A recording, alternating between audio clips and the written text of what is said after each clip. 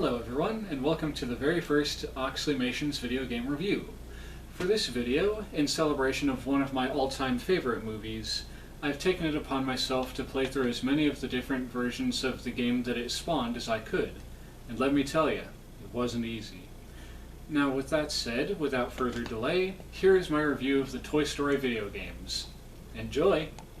Alright, now let me just start off by saying that I own all 4 different versions of this game in physical form, but I don't currently have a way of playing the old PC version as of this review. I could have easily and lazily gotten the footage for that from YouTube, but I wanted to have gotten the footage for that myself. Okay, with that said, let's get this thing started for realsies. Okay, so some of you guys may be aware, with these games you get to play as Sheriff Woody and experience the adventures he went on, just like in the movie. Doing things such as helping the other toys get to their places before Andy comes back to his room in one level, delving into the depths of the claw machine in another, and even racing around Sid's workbench after he sets your head on fire with a magnifying glass. All leading up to the conclusion where you wind up flying through the air to reach Andy's mother's car and be reunited with Andy himself. That's about where the similarities between these two creations ends, because you see, the movie, which is a rather heartwarming and endearing tale of friendship, is really good. The games it spawned, however, they're a trial of patience and endurance. Alrighty, are you guys still with me after that? Good. Now, as with basically every other game ever made, Toy Story starts off rather easily with levels like That Old Army Game, Red Alert, and Ego Check.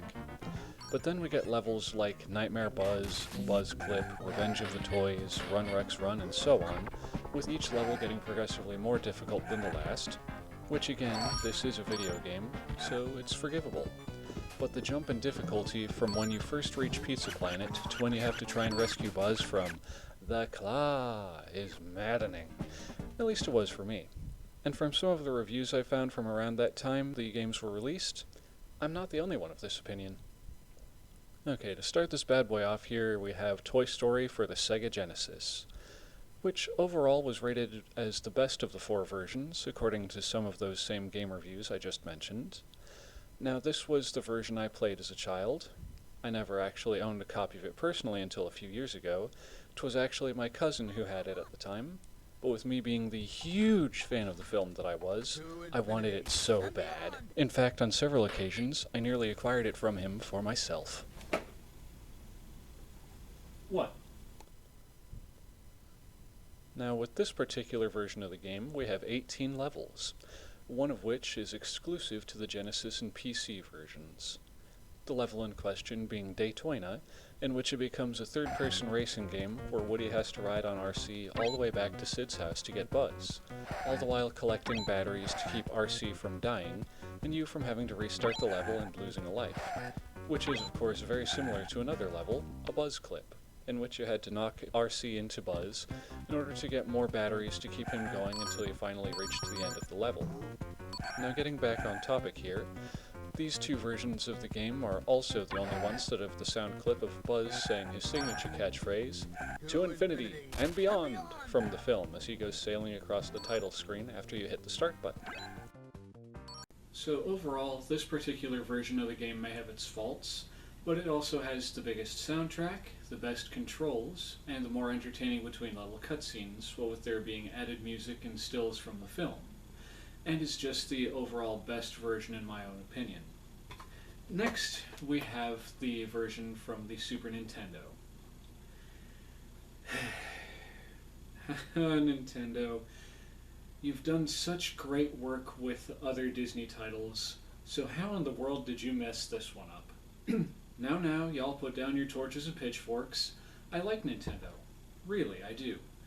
But the people who worked on this particular port of the game just did not do it justice. Let's do a little comparison to show you what I mean. Okay, for example 1, let's take a look at the way Woody jumps. See how he seems to have some weight to him? How he seems to rapidly fall once he reaches the apex of his jump. Now let's take a look at the SNES version. Notice something a bit odd here? How he seems to have lost most of his mass and is able to leap across gaps that in the other version he had to use a bouncy ball or ceiling hooks to cross? In fact, now that I think about it, it's almost like Woody's got himself a pair of moon shoes. Another thing to note is the hit detection between these two, like in the level we were just comparing Ego Check. To show you kind of what I'm talking about, take a closer look at the way Woody jumps over the checkpoint flag in the Genesis version. Okay, now take a look at what happens when you jump over the flags in the SNES version. Notice something a bit off here? Let's take a look at this back to back. Now see, in the Genesis version, all you have to do is get over that thing and boom, checkpoint scored. With the SNES one, you actually have to touch it in order to activate it. And it's not just in this level. Take a look at the Revenge of the Toys level between these two games.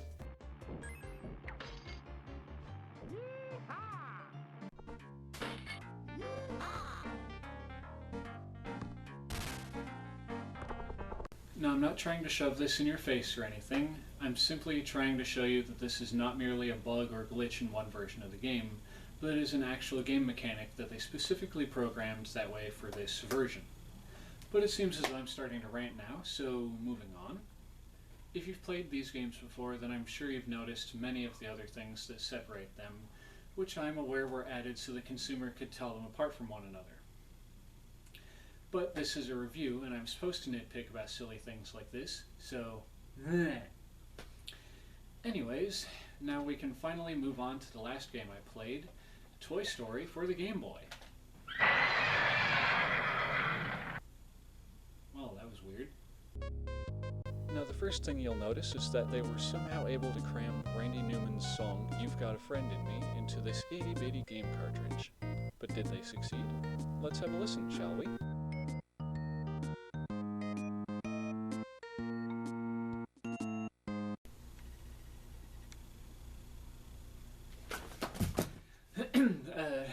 Crap. I mean, hey, I didn't think you guys would be back so soon. Okay, you caught me. I'm not a big fan of this particular version of the song. But after hearing it done so beautifully on the Genesis, and then going on to hear it like this, can you really blame me? Now, I can already hear the comments section blowing up with messages from all you Game Boy fans. Wait a minute. Fans? Game Boy. Game Boy. Game Boy. Game Boy, Game Boy, Game Boy. Now with that nonsense out of the way, let's take a more serious look at this thing.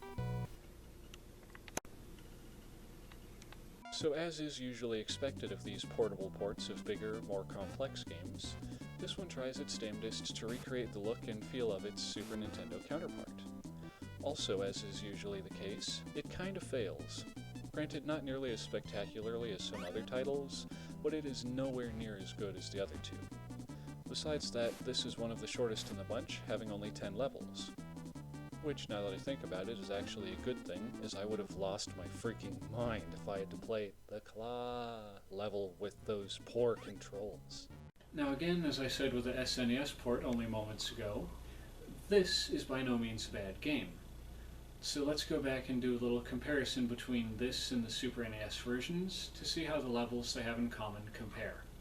Okay, now, first of all, with this one, I'd just like to apologize to the SNES version for the moon shoes thing. Seeing as how in this one, Woody doesn't even have the shoes, it's like he's actually on the friggin' moon.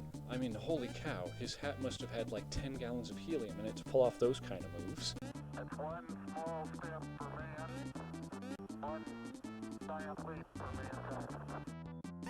Now, all kidding aside, Woody is much more floaty here than in the previously mentioned versions.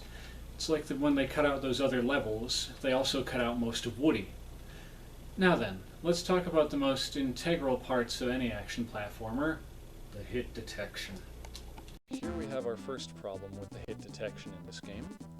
Notice how no matter how many times I try to get the pull string on that blasted hook right there, that I just cannot seem to do it. Well, I will admit that I might have just been being an idiot and not realized that the developers hadn't programmed this hook to be hookable. But if that were the case, then why in the world did they leave all the stars and stuff from the SNES version that you can only acquire by swinging across that hook? Now let's take a look at how it works when using the pull string against enemies.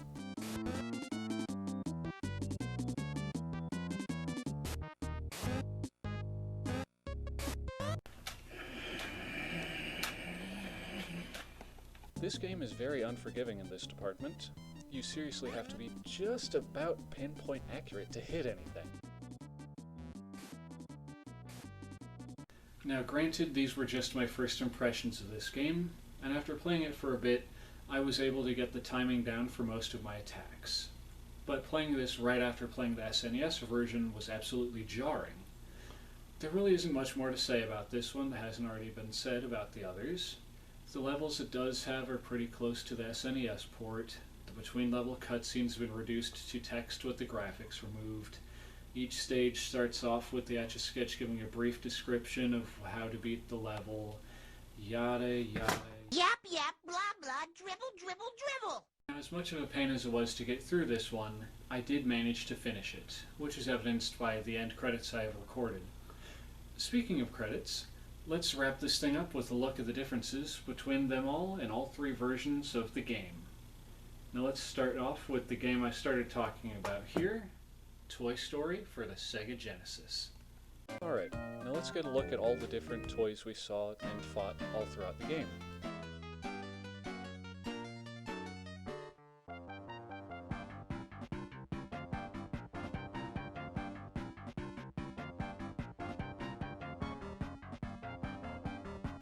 Just gotta love those high-definition Sega 16-bit sprites. And listen to that thumping music from the Genesis. Personally, this is my favorite of the three. Now it's time to take a look at the SNES version.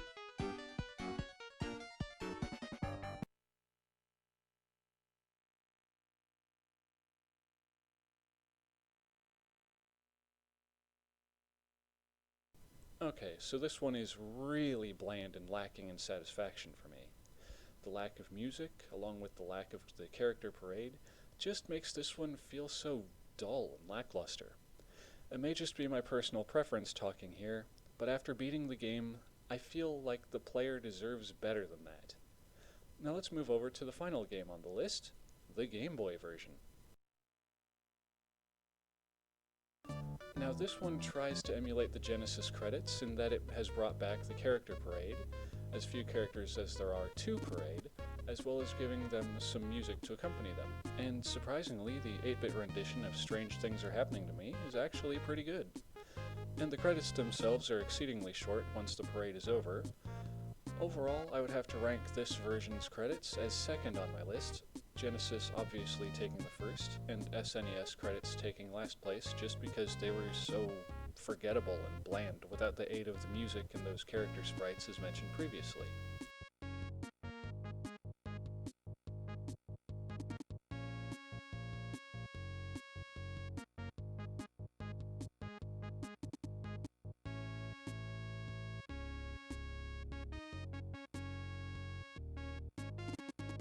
Well folks, this has been a fun little project to work on, but alas, it's time to wrap this up. In closing, I'd just like to say, thank y'all so much for watching, cowabunga, and I'll see y'all in the next one. Peace.